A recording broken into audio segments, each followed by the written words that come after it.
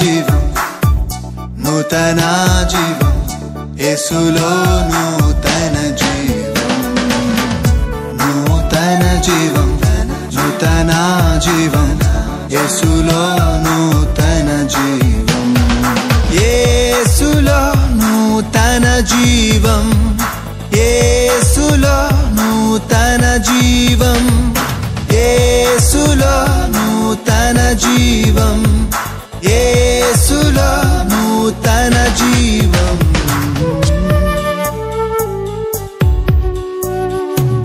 నూతన జీవం, నూతన జీవం, యేసులో నూతన జీవం, నూతన జీవం, నూతన జీవం, యేసులో నూతన జీవం, యేసులో నూతన జీవం. Praise the Lord. Greetings to you all in the precious name of our Lord Jesus Christ. We welcome you all to this beautiful program, New Life in Jesus Christ. May the Lord lead us according to His will and speak us through His word. Now, Pastor Moses Abhishek will deliver the word of God. యేసులో నూతన జీవం అనే ఈ ఆధ్యాత్మిక TV కార్యక్రమానికి మిమ్మల్ని ప్రేమతో ఆహ్వానించుచున్నాము. మీరు కార్యక్రమం ద్వారా, వాక్యం ద్వారా ఎంతగానో ఆశీర్వాదం పొందుచున్నారని మేము ఆశించుచున్నాము. ఇప్పుడు పాస్టర్ మోజెస్ అభిషేక్ గారు దేవుని యొక్క వర్తమానాన్ని అందజేస్తారు. Praise the lord. ప్రభునందు ప్రియ దేవుని బిడ్డలారా, మీకు అందరికీ మన రక్షకునైన యేసుక్రీస్తు నామమున శుభాభి వందనాలు తెలియజేస్తున్నాను. దేవుని యొక్క మహాకృపను బట్టి దేవుడు ఈ దినాన్న ఇటు రీతిగా మనమందరము కలుసుకొని దేవుని యొక్క వాక్యాన్ని ధ్యానం చేయడానికి ఆయన చూపిన ఆయన యొక్క అద్భుతమైన శాశ్వతమైన వాత్సల్యతను బట్టి దేవునికి మహిమ కలుగును గాక. ఈ వీడియోను యూట్యూబ్లో, ఫేస్బుక్లో, టెలివిజన్లో, వివిధ మాధ్యమాల్లో వీక్షించిన మీకు అందరికీ రక్షకుడైన యేసుక్రీస్తు నామమున నా శుభాభివందనాలు తెలియజేస్తున్నాను. Thank you so much dear friends for joining in this wonderful sermon time in YouTube, Facebook and television or in different media platforms. May God bless you as you are giving time to God and listening God's word. దేవునికి మనము సమయమునిస్తూ దేవుని యొక్క వాక్యమును ధ్యానం చేస్తూ ఉండగా దేవుడు మిమ్ములను, మీ బిడ్డలను, మనందరినీ ఆయన దివ్యమైన ఆశీర్వాదముల చేత నింపునుగాక. ప్రియులారా, కొద్ది రోజుల నుంచి భారతదేశంలోనూ ప్రపంచవ్యాప్తముగాను మరి ప్రాముఖ్యంగా ఆంధ్ర రాష్ట్రంలోనూ జరుగుతున్న కొన్ని అనివార్య పరిస్థితులను గమనిస్తూ ఉన్నప్పుడు, కొన్ని అనానుకూల కార్యములను మనం చూస్తూ ఉన్నప్పుడు, అనుమానాస్పదమైన కొన్ని పరిస్థితులు లేవనెత్తుతున్నప్పుడు అనేకమైన ప్రశ్నలు మన యొక్క జీవితంలో నిలబడుతుండవచ్చు. అసలు దేవుడు ఎందుకు ఇటువంటి కార్యములను ఆయన అనుమతిస్తూ ఉన్నాడు అని, లేదా ఇట్టి క్రియలన్నిటినీ, ఈ భయంకరమైన హింసలు, శోధనలు, దాడులు, అదే రీతిగా ఒక పక్కన అనేకమైన అనివార్య పరిస్థితుల్లో మనుషుని యొక్క ఊహకు, మనుషుని యొక్క ఆలోచనలకు అతీతమైన నాశనములను మనం చూస్తున్నప్పుడు అసలు దేవుడు ఉన్నాడా అనే సందేహముతో కూడిన ప్రశ్నల్లోనికి లేదా పరిస్థితుల్లోనికి మనం వస్తూ ఉండవచ్చు. అదే రీతిగా మనం కలిగిన విశ్వాసమును కొన్నిసార్లు మనం ప్రశ్నించుకుంటూ, అసలు నేను నిజంగానే సరైన దేవుణ్ణే నమ్మానా? నేను నమ్మిన దేవుడు నిజంగానే నన్ను కాపాడగలడా? అసలు ఆయనలో దైవత్వం ఉన్నదా లేదా? ఆయన ఎందుకు ఇట్టి పరిస్థితుల్లో మనుషులను ఆయన విడిచిపెడుతూ ఉన్నాడు? ఎందుకు ఇలాగున సమస్యలు క్రైస్తవుల మీదకు వస్తూ ఉన్నాయి? లేదా ఎందుకు ఇటువంటి సమస్యలు ప్రపంచంలో మనం చూడవలసి వస్తూ ఉన్నది అనే ప్రశ్నలతో మనం ఉండవచ్చు. అయితే ఇట్టి ప్రశ్నలన్నిటినీ మనము చూస్తూ విశ్వాసములో కొన్నిసార్లు మనము దిగజారిపోతూ మన విశ్వాసాన్ని మనమే ప్రశ్నించుకొని వెనకకు వెళ్ళిపోయే పరిస్థితుల్లో నేడు ఒకవేళ మనం ఉన్నట్లయితే ఈ దినము దేవుని యొక్క వాక్యము మిమ్మల్ని ఖచ్చితంగా బలపరచబోతూ ఉన్నది అని నేను నమ్ముతూ ఉన్నాను. ప్రియ దేవుని బిడ్డలారా, కనుక పరిస్థితులు ఏమైనను, కాలములు ఎలాగున్నను, ఎటువంటి నాశనములు సంభవించినను, మన ఊహకు అతీతమైన దుస్థితిని మనం ఎదుర్కొంటూ ఉన్నాను. ఎటువంటి హింసాపూరికమైన లేదా హింసాత్మకమైన పరిస్థితుల్లోనికి మనం వచ్చినాను, శ్రద్ధ గమనించండి.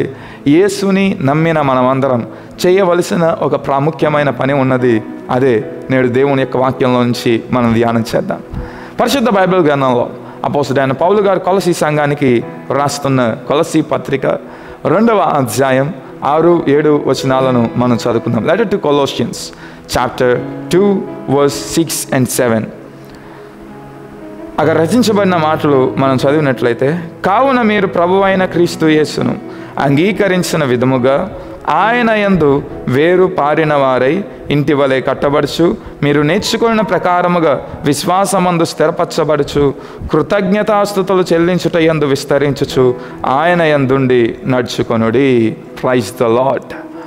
ప్రియులారా, నిజానికి కొలసీ సంఘానికి అపోస్తలుడైన పౌలు గారు ఈ పత్రికను రాస్తున్నప్పుడు కొన్ని ప్రాముఖ్యమైన విషయాలు మనం గమనించవలసిన వారిగా ఉన్నాం. మొట్టమొదటిగా ఈ పత్రికను రాస్తున్నది అపోస్తలుడైన పౌలు గారు. ఈ పత్రిక అపోస్తలుడైన పౌలు గారు రాస్తున్నప్పుడు ఆయన రోమా అనబడుచున్న ఒక పట్టణంలో జైల్లో బంధించబడిన పరిస్థితుల్లో ఉన్నారు. And when he is writing this letter, he is telling especially or talking especially to a church call Colossae. ఆయన కొలసీ అనబడుచున్న గ్రామంలో ఉన్న కొంతమంది బిడ్డలతో స్పష్టంగా ఆయన మాట్లాడుతున్నాడు. అసలు ఈ కొలసీలో ఉన్న ప్రజలు ఎవరు, కొలసీలో అసలు సంఘాన్ని ఎవరు స్థాపించారు అని ఆలోచన చేస్తే చాలా విచిత్రకరమైన సంఘటనలు మనం గ్రహిస్తాం. కొలసీ అనబడిన ఈ సంఘాన్ని నిజానికి అపోస్తలుడైన పౌలు గారు కాదు స్థాపించినది. పరిశుద్ధ బైబిల్ గ్రంథంలో అపోస్తలుడైన పౌలు గారు రాసిన అనేకమైన పత్రికలు వివిధ సంఘాలకు రాయడం జరిగినది. ఎఫెసీ, కొరింథీ, అదే రీతిగా గలతీ. కనుక ఈ యొక్క పత్రికలన్నీ రాసిన సంఘాలు అపోస్తలుడైన పౌలు గారి చేతనే సువార్తీకరణ చేయబడి ఆ ప్రాంతాలలో సంఘము స్థాపించబడి ఉన్నాయి. కానీ ఈ కొలసీ సంఘము దగ్గరికి వచ్చేటప్పటికి Colossians is not a place where apostle Paul visited, preached or founded or build a church there. అపోస్తలుడైన పౌలు గారికి కొలసీ ప్రాంతం ఎప్పుడు ఆయన దర్శించలేదు. కొలసీ ప్రాంతాన్ని ఎప్పుడు ఆయన తన యొక్క మిషనరీ యాత్రలో సందర్శించలేదు. కొలసీ ప్రాంతంలో ఆయన సువార్త ప్రకటించలేదు. కొలసీ ప్రాంతంలో సంఘాన్ని స్థాపించిన వ్యవస్థాపకుడు అపోస్తలుడైన పౌలు గారు కూడా కాదు. మరి ఇప్పుడు కొలసీలో దేవుని యొక్క సువార్త ఎలాగున వెదజల్లబడింది, దేవుని యొక్క సంఘము ఎలాగున స్థాపించబడింది అంటే, మొదటి అధ్యాయంలో ఎపఫ్రా లేదా ఎపఫ్రోదీతు అనబడుచున్న ఒక వ్యక్తిని మనం చూస్తాం. సో ఈ ఎపఫ్రా లేదా ఎపఫ్రోదీతు అనబడుచున్న ఈ దైవజనుడు ఆయన కొలసీ ప్రాంతములో పరిచర్య చేసి సంఘాన్ని స్థాపించాడు. అసలు ఈయన ఎవరు అని ఆలోచన చేస్తే, ఎపఫ్రా అనబడుచున్న ఈ వ్యక్తి అపోస్తలుడైన పౌలు గారు ఎఫెసీ పట్టణంలో పరిచయం చేస్తున్నప్పుడు పౌలు గారి యొక్క మాటలు అంటే క్రీస్తు యొక్క సువార్తను విని రక్షింపబడి క్రీస్తు కొరకు తన జీవితాన్ని సమర్పించిన ఆనాడు అపోస్తలుడైన పౌలు గారి దగ్గరికి వచ్చి, పాస్టర్ గారు, నేను క్రీస్తు కొరకు బ్రతకాలనుకుంటున్నాను, నాకు యేసయ్య గురించి బోధ తెలియజేయండి, యేసయ్య యందు నన్ను పెంచండి అంటే అపోస్తలుడైన పౌలు గారు ఆయనకు శిష్యత్వాన్ని చేస్తూ ఆయనను క్రీస్తునందు పెంచి ఉన్నాడు. So apostle Paul trained or disciple this person called Epaphras, and Epaphras build a church in Colossae. So ఇప్పుడు ఎపఫ్రా క్రీస్తునందు తర్ఫీదు పొందుకొని దేవుని యొక్క వాక్యమును తెలుసుకున్న తర్వాత పిలుపు చేత క్రీస్తు సువార్త ప్రకటించడానికి తన యొక్క స్వగ్రామమైన లవోదీకియా నుంచి 100 మైళ్ళ దూరములో ఉన్న కొలసీ అనబడిచిన ప్రాంతమునకు వెళ్ళడం జరిగి ఉన్నది. ఈ కొలసీ అనబడిచిన ప్రాంతమునకు వెళ్ళినప్పుడు అక్కడ క్రీస్తు సువార్తను ప్రకటించి క్రీస్తు యొక్క మహిమార్థమై సంఘాన్ని స్థాపించాడు. ఇప్పుడు ఈ కొలసీ సంఘంలో తీవ్రమైన కొన్ని కష్టాలు వచ్చాయి. 3 రకములైన కష్టాలు స్పష్టంగా క్లుప్తంగా నేను చాలా సులభంగా తెలియజేస్తాను, వినండి. There came 3 problems in the church called Colossae. అసలు ఈ 3 కష్టాలు ఏంటంటే, మొట్టమొదటిగా కొలసీ అనబడిచిన సంఘంలో యూద మతము నుంచి లేదా విశ్వాసము నుంచి యేసయ్యను అంగీకరించిన విశ్వాసులు ఉన్నారు. అదే రీతిగా అన్య విశ్వాసము నుంచి లేదా మతముల నుంచి యేసయ్యను అంగీకరించిన విశ్వాసులు ఉన్నారు. ఇప్పుడు యూద మతము నుంచి యేసయ్యను అంగీకరించిన విశ్వాసులు, మా విశ్వాసము గొప్పది, మేమే నిజమైన విశ్వాసులం. ఎందుకు అంటే మేము గడిచిన మా పాత జీవితంలో మేము సున్నతి పొందిన వారం, యూదులమైన మేము గొప్ప పితృ పారంపర్యాచారమైన కార్యములు చేసిన వారం, మేము దేవునికి బలుర్పించిన వారం, మేము దేవునికి అనేకమైన కార్యములు చేసిన వారం, కనుక మేమే గొప్పవారం, మేమే సంఘములో గనులము, ఆధిపత్యం మాకే ఉండాలి అని చెప్పి యూదా సంప్రదాయము నుంచి వచ్చిన క్రైస్తవులు ఇతర విశ్వాసము నుంచి వచ్చిన క్రైస్తవుల మీద వారు అవమానమును లేదా నిందను లేదా ఆధిపత్యాన్ని కనుపరుస్తూ వారిని అనేక రకాలుగా సూటిపోటి మాటలతో హింసిస్తూ వచ్చి ఉన్నారు. అంతేకాకుండా వారిని సంఘములో కొన్ని క్రియలు చేయడానికి అనుమతించేవారు కాదు. సంఘములో మొట్టమొదటి స్థానము ఈ యూదా క్రైస్తవులే తీసుకుంటూ ఉండేవారు. కనుక ఇటు రీతిగా యూదా క్రైస్తవులు అంటే యూదా సాంప్రదాయం నుంచి వచ్చిన క్రైస్తవులు మా మతము గొప్పది, మేమే గొప్పవారం అనే ఒక ఉన్మాద ప్రవర్తనతో ఇతర విశ్వాసములో నుంచి వచ్చిన క్రైస్తవులను వారు అనగద్రొక్కడాన్ని బట్టి, వారి మీద నిందలు మోపడాన్ని బట్టి, వారిని అవమానపరచడాన్ని బట్టి, వారికి ఉన్న విశ్వాసమును ప్రశ్నించడాన్ని బట్టి ఈ అన్య విశ్వాసమునకు చెందిన వారిలో కూడా కొంచెం భయభ్రాంతమైన పరిస్థితులు ఏర్పడ్డాయి. వారు కూడా వారి యొక్క విశ్వాసాన్ని ప్రశ్నించుకునే పరిస్థితిలోనికి వచ్చేశారు. అందుచేత అపోస్తలుడైన పౌలు గారు ఈ కొలసీ సంఘానికి పత్రికను రాస్తున్నారు. ఇప్పుడు ఈ విషయం పౌలు గారికి ఎలా తెలిసింది అని ఆలోచన చేస్తే, పౌలు గారు రోమా చెరసాల్లో ఉన్నారు అని చెప్పుకున్నాం కదా. సో రోమా చెరసాల్లోనికి పౌలు గారు ఆయన పెట్టబడినప్పుడు కొద్ది నెలలు గడిచిన తర్వాత అదే చెరసాల్లో ఎపఫ్రోదీతు అంటే ఈ కొలసీ సంఘానికి దైవజనుడుగా ఉన్న ఆ యొక్క సేవకుడు కూడా బంధింపబడి అరెస్ట్ చేయబడి తీసుకుని వెళ్ళబడి ఉన్నాడు. అంటే ఈ కొలసీ సంఘంలో క్రైస్తవులైన బిడ్డల మధ్య వారికే విభేదాలు సమస్యలు మాత్రమే కాకుండా క్రైస్తవులైన బిడ్డలకు బయట నుంచి కూడా సమస్యలు ఉన్నాయి. There arose a great persecution in the church call Colossae సంఘము మీద, అదే రీతిగా ఆనాటి కాలంలో ఉన్న కొరింథీ సంఘమైన, ఎఫెసీ సంఘమైన, ఆదిమ సంఘము అయితే మరింత హింసలు, శోధనలు, పర్సిక్యూషన్స్ ఎదుర్కొంటూ వస్తూ ఉన్నది. కనుక ఇటువంటి అనేకమైన ఇబ్బందుల మధ్య, శోధనల మధ్య, హింసల మధ్య ఈ క్రైస్తవులుగా పిలువబడుతున్న ప్రజలకు లేదా క్రైస్తవులైన ఆ ఆదిమ విశ్వాస క్రైస్తవ సమూహానికి వచ్చిన సమస్య, ఇప్పుడు యేసుక్రీస్తునందు మేము కొనసాగాల. మా యొక్క విశ్వాసమును ప్రశ్నించే సమయం వచ్చేసింది. మా యొక్క విశ్వాసమును బట్టి మేము హింసింపబడుతున్న వేళ వచ్చింది. ఇప్పుడు మేము యేసుక్రీస్తునందు కొనసాగాలా, మానేయాలా? యేసుక్రీస్తునందు ఉన్న మా విశ్వాసము నిజమేనా అని ప్రశ్నించుకునే పరిస్థితుల్లో అపోస్తలుడైన పౌలు గారు వారికి జ్ఞాపకం చేస్తూ అంటూ ఉన్నాడు ఇక్కడ 6వ వచనంలో, కావున మీరు యేసుక్రీస్తును అంగీకరించిన విధానముగా ఆయన యందు వేరు పారిన వారై ఆయన యందుండి నడుచుకొనిడి అంటున్నాడు. హల్లెలూయా.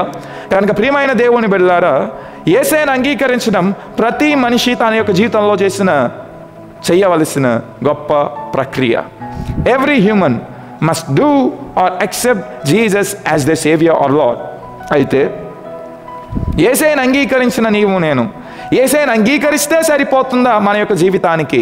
యేసయ్యను అంగీకరించిన తర్వాత మనకు నచ్చినట్లు మనం జీవిస్తే, యేసయ్యను అంగీకరించిన తర్వాత మరలా మనం పాప జీవితానికి వెళ్ళిపోతే, యేసయ్యను అంగీకరించిన తర్వాత ఆయన యందు విశ్వాసంలో మనం కొనసాగకుండా సడలిపోతే, పక్కకు తప్పిపోతే పర్వాలేదా? అయినప్పటికీ దేవుడు మనం పరలోక రాజ్యంలో చేరుస్తాడా అంటే కానే కాదు. అందుచేత ఈ దినమున వాక్యం వింటున్న ప్రియులారా, యేసయ్యను మనం అంగీకరించిన విధానముగా మనము మన యొక్క క్రైస్తవ జీవితాన్ని క్రీస్తునందే కొనసాగించాలి. అందుచేత అపోస్తలుడైన పౌలు గారు ఇక్కడ జ్ఞాపకం చేస్తూ ఉన్నారు, క్రీస్తుని నమ్మిన మనం హింసలైన, కష్టమైన, శోధనైన ఏమి సంభవించినా మన యొక్క జీవితాన్ని క్రీస్తునందు మనం ముందుకు కొనసాగితే నిశ్చయముగా దేవుడు మనందరినీ బహు విస్తారమైన ఆయన యొక్క దీవెనలతో నింపి పరలోక రాజ్యంలో ఆయన గొప్ప బహుమతిని మనకు అనుగ్రహించేవానిగా ఉంటాడు.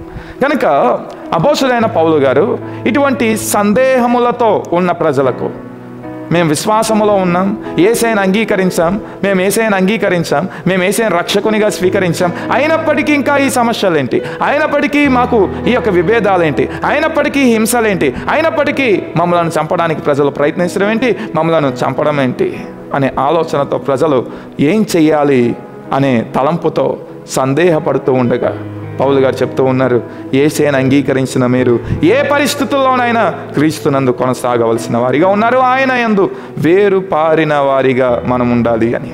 ఇది ఉన్న వాక్యం వింటున్న ప్రియ దేవుని బిడ్డలారా, నేను ఈ మాటను ఖచ్చితంగా మీతో చెప్పాలని ఆశపడుతున్నాను.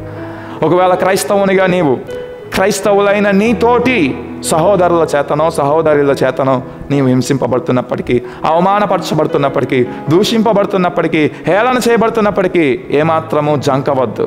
యేసుక్రీస్తునందు నీవు కనపరుచున్న విశ్వాసంలో ఏమాత్రం వెనుదిరగవద్దు.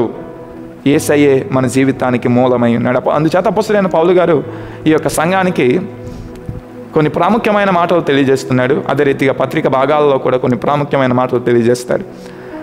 మనం రక్షింపబడిచి ఉన్నది ఒక మతం వలన కాదు, మత సాంప్రదాయాల వలన కాదు, మతములో చేస్తున్న క్రియల వలన కాదు, మనం రక్షింపబడుచున్నది క్రీస్తునందలి విశ్వాసము వలనే అని తెలియజేస్తూ ఉన్నాడు.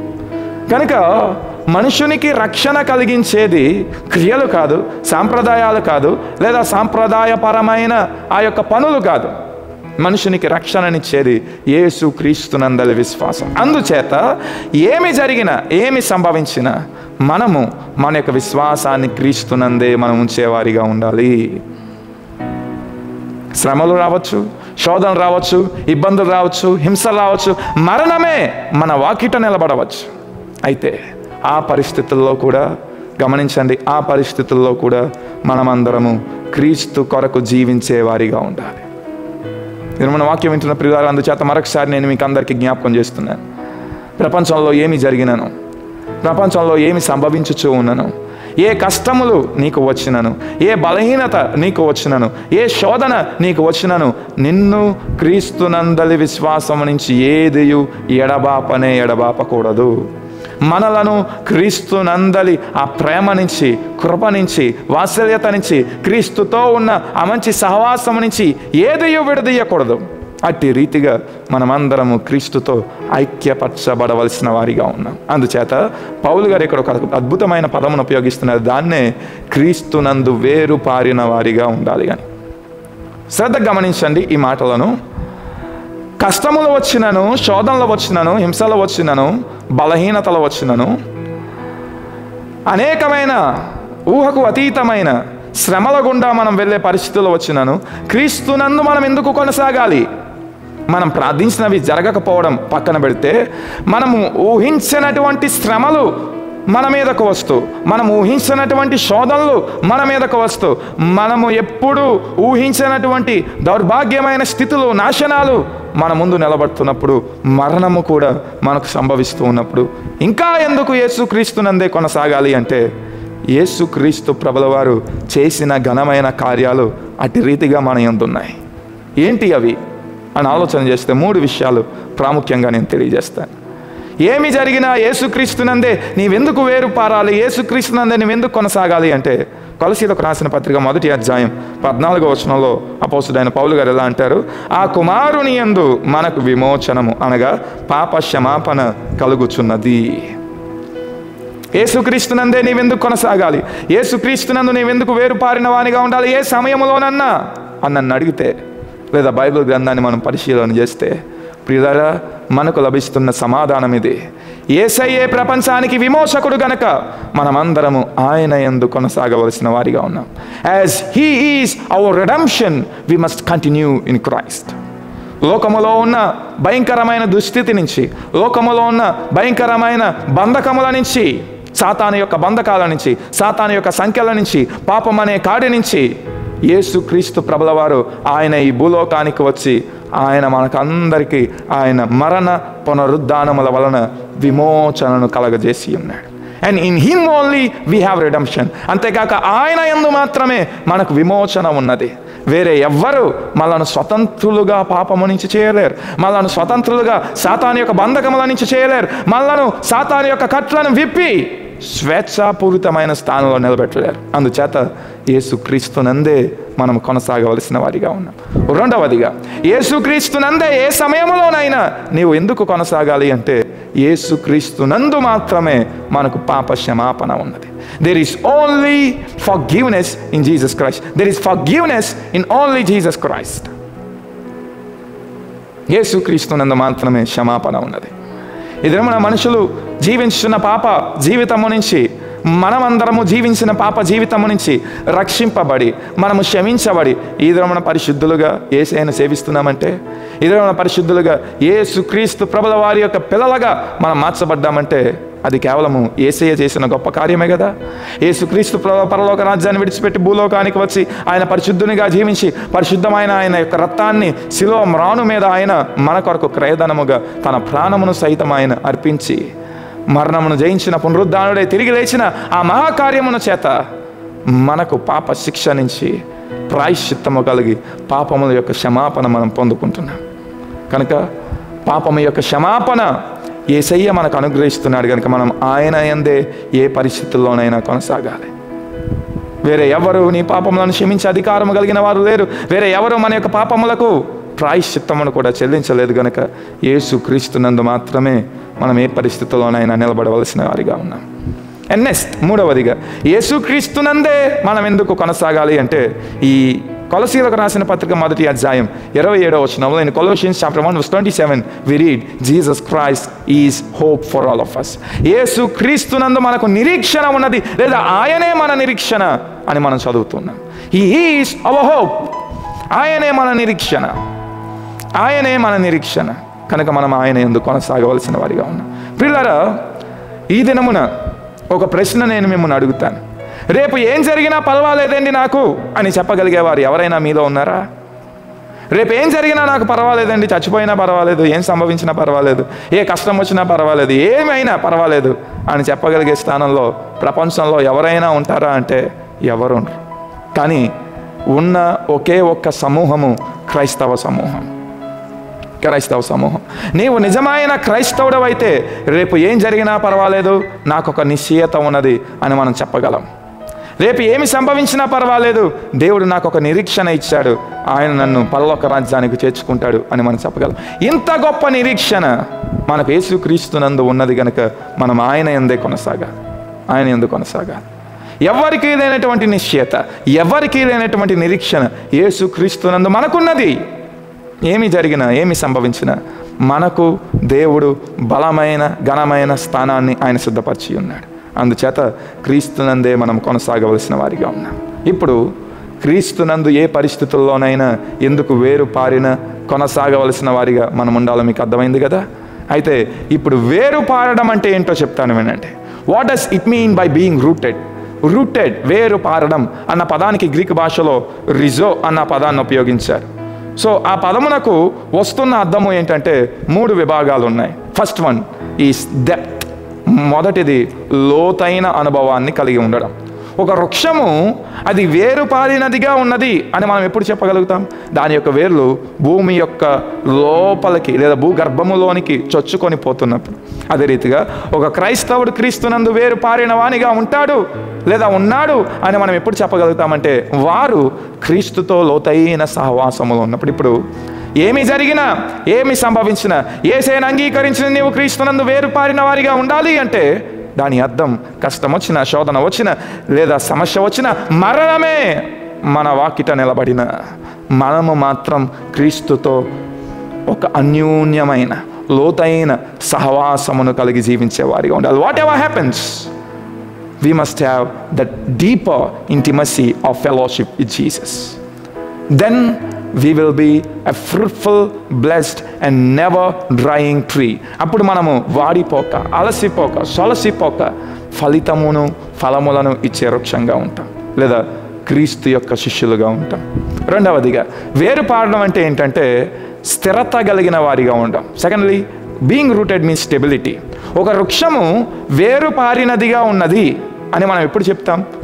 అది స్థిరత్వంగా ఉన్నప్పుడు. ఉదాహరణకు ఒక మర్రి చెట్టుని తీసుకుందాం.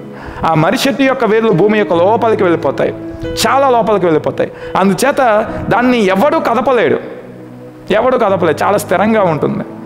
మనుషులు ఎవరైనా దాన్ని పెకిలి వేయడానికి ప్రయత్నం చేసినా దాన్ని పెకిలి వేయలేరు. ఒక మర్రి చెట్టును నాశనం చేయాలి అంటే కొన్ని రోజుల పని లేదా కొన్ని గంటల పని, కొంతమంది కష్టపడి చేయవలసిన పని.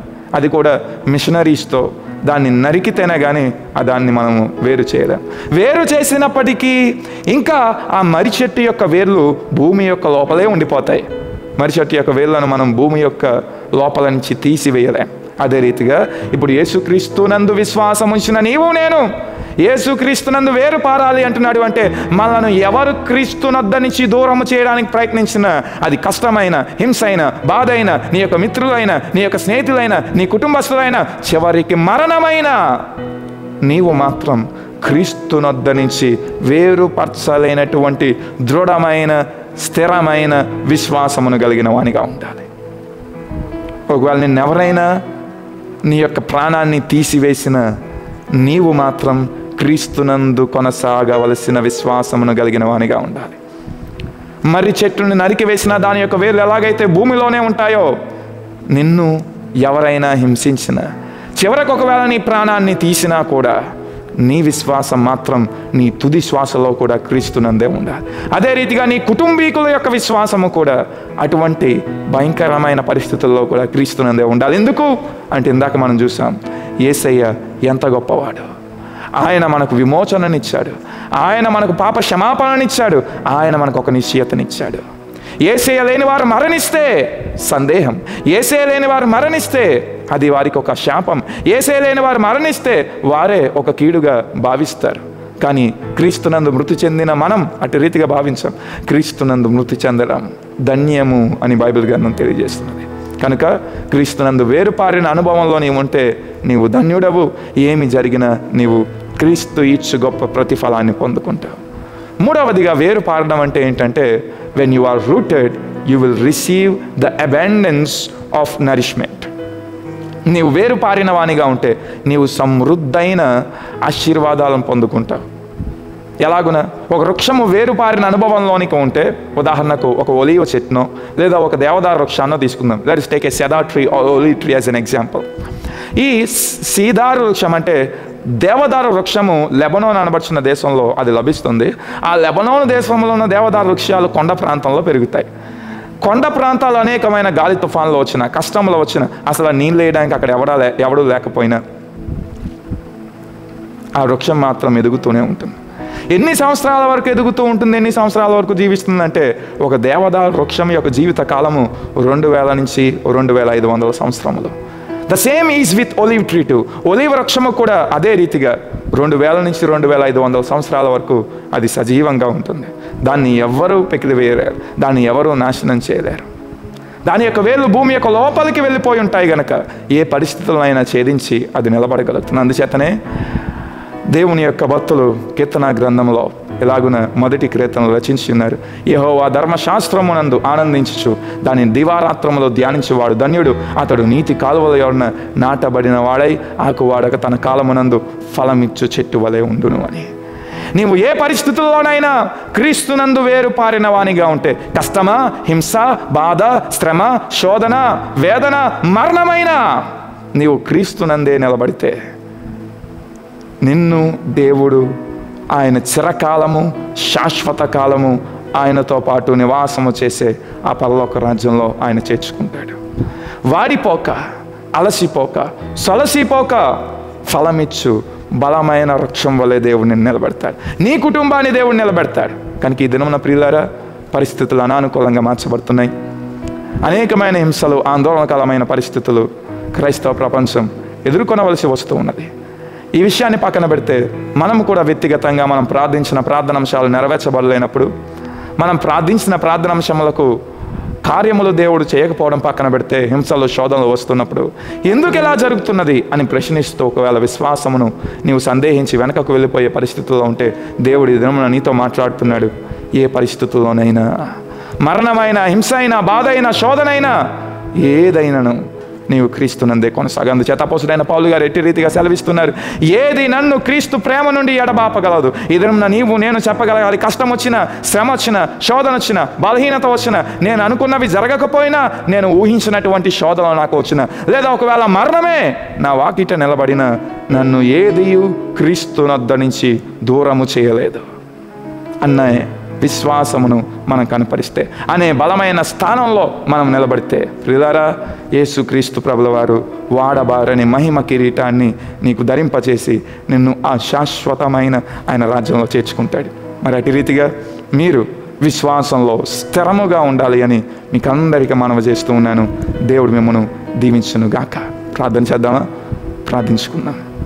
ఈ దినమున ప్రియులారా, ఒకవేళ నీలో సందేహాలతో, సంశయాలతో, ప్రశ్నలతో నీవు ఆలోచన చేస్తూ, ఎందుకు ఇలా జరుగుతుంది, ఎందుకు ఇలా సంభవిస్తుంది, ఇంకా ఎందుకు ఈ శోధనలు, కష్టాలు, యేసయ్య నమ్మినా ఏంటి ఈ బాధలు అని ఆలోచన చేస్తే, గమనించండి, యేసయ్యను నమ్మినా ఈ భూలోకంలో మనకు శ్రమ కలుగుతుంది. అయితే మనకు గంభీరమైన నిరీక్షణ ఉన్నది. మనకు విమోచకుడైన యేసయ్య తోడుగా ఉన్నాడు. అదే రీతిగా ఆయన ఇచ్చిన గొప్ప గొప్ప గొప్ప వాక్యము మనకు సహాయపడుతుంది. ఈ పరిస్థితుల్లో మనం ఆయన యందు కొనసాగితే పరలోక రాజ్యంలో బలమైన స్థానాన్ని ఆయన మనకిస్తాడు. ప్రార్థించుకుందాం. మిమ్మల్ని అతి మిక్కిలిగా ప్రేమించిన మా ప్రియ పరలోక తండ్రి, మీకు వందనాలు. మీ ప్రియ కుమారుడైన యేసుక్రీస్తు ప్రభువాని ఈ భూలోకానికి పంపి మేమందరము మీతో పాటు పరలోక రాజ్యంలో నివాసము చేయటకై ఆయన యొక్క మరణ పునరుద్ధానముల ద్వారా మాకు విమోచన, విడుదల, పాప క్షమాపణ, మీ యొక్క రాజ్యంలో చేర్చబడే ఒక మహా మార్గాన్ని మాకు సిద్ధపరిచినందుకు వందనాలు ప్రభువా. ఈ దినమున కష్టములు, శోధనలు, శ్రమలు, హింసలు మా మీదకు విపరీతంగా పెరిగిపోతున్న వేళల్లో మేము కూడా మా యొక్క వ్యక్తిగత జీవితాల్లో కొన్ని అనివార్య పరిస్థితుల్లోనికి వచ్చినప్పుడు, కొన్ని ప్రశ్నలతో నింపబడుతున్నప్పుడు మీరు ఈ దినమున తెలియజేశారు, మీరు సందేహించవద్దు, మీరు ప్రశ్నించవద్దు, మీరు ఎట్టి రీతిగా అయినను విశ్వాసంలో వెనుదిరగవద్దు, నా యందు మీరు కొనసాగండి, నేను మీకు తగిన గొప్ప ప్రతిఫలాన్ని ఇస్తానని వాగ్దానం చేసినందుకు వందనాలు ప్రభువా. నేడు వాక్యం విన్న బిడ్డలు ఏమి సంభవించినా నీ అందే వారు కొనసాగునట్లు సహాయం చేయండి. వారి యొక్క బిడ్డలను మీరు నింపి మీ యొక్క దివ్యమైన ఆశీర్వాదముల యందు కొనసాగు కృపను మీరు అనుగ్రహించమని ప్రార్థిస్తున్నాను. నేడు వాక్యం విన్న బిడ్డలందరిలో ఇటు విశ్వాసమును మీరు అనుగ్రహించమని ప్రార్థిస్తూ మా రక్షకుడైన యేసుక్రీస్తు నామమున ప్రార్థించి వేడుకొంచున్నాము తండ్రి, ఆమేన్. దేవుడు మిమ్మల్ని అందరినీ దీవించునుగాక. Praise the Lord. Dear friends, to watch more sermons and worship songs, please subscribe to our YouTube channel Moses Abhishek, MOSES ABHISHEK, and follow us on Facebook and Instagram @Moses Abhishek Tanity.